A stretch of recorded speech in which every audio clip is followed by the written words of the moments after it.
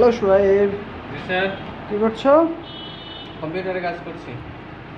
আচ্ছা, তোমার এই ডেস্কটপে যে 4টি ফাইল দেখা যাচ্ছে, তাই না? জি স্যার। এই 4টি ওয়ার্ড ফাইলকে তুমি একটা ফাইলে কনভার্ট করো, একটা পেজের। এই চারটা ওয়ার্ড ফাইলকে একটা ওয়ার্ড ফাইলে পরিণত করার জন্য আমরা প্রথমে এমএস ওয়ার্ডটা ওপেন করে নেব। তারপরে ইনসার্টে যাব, ইনসার্ট থেকে অবজেক্ট ফাইল থেকে টেক্সট ফ্রম ফাইল এই অপশনটা ক্লিক করব। ক্লিক করার পর আমরা যে চারটা ফাইল একই ফাইলে পরিণত করব সেই চারটা ফাইলকে আমরা সিলেক্ট করে নেব।